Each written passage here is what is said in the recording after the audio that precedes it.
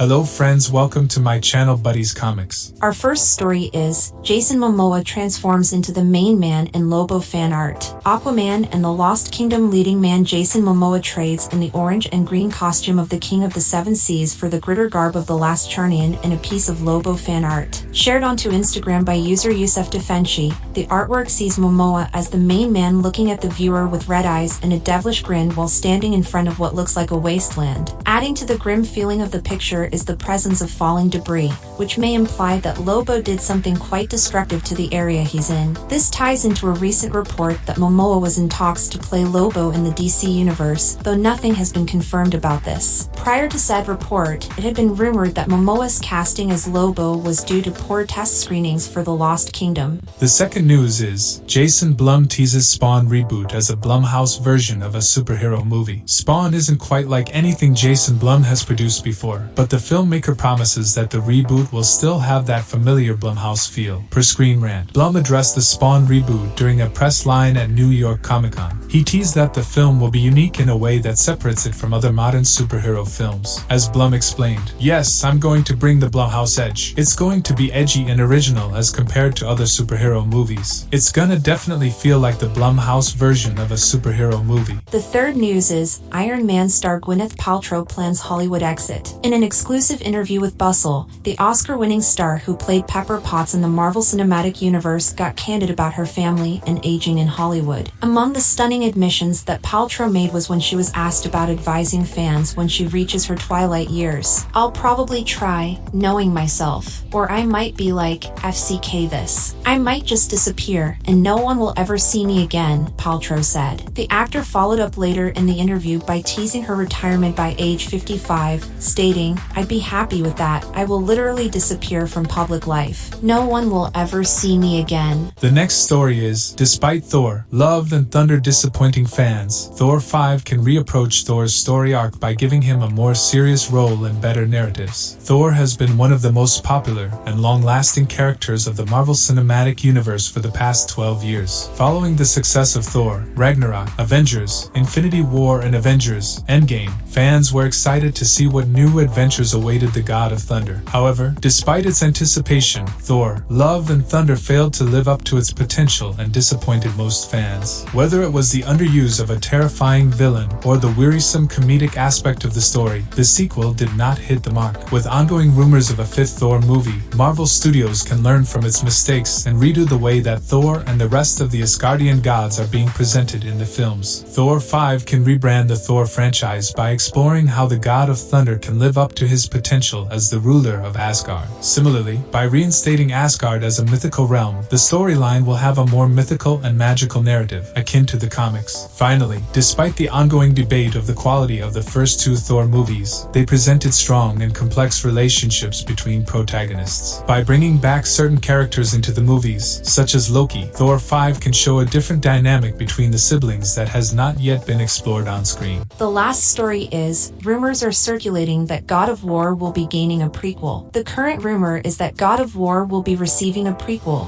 which will pick up on an Easter egg from God of War, Ragnarok. In the game, there are ancient paintings of the god Tyr, surrounded by symbols and pictures depicting other mythologies such as Egyptian, Celtic, and Japanese. The implication in the image is that Tyr has traveled to these alternate realms, learning more about his reality as he goes. The conceptual base of the prequel is to take players through these different mythologies, tracing that narrative with Tyr in a leading role. He will supposedly be accompanied by Freya, who may well serve as the playable lead of the title. The gameplay style will be completely different because of Kratos' absence, although it probably will still be an RPG, and the settings will be far more expansive and varied due to this connecting narrative across alternative worlds. Thank you for watching this video. If you like this video, please like, share, and subscribe to my channel. See you next one.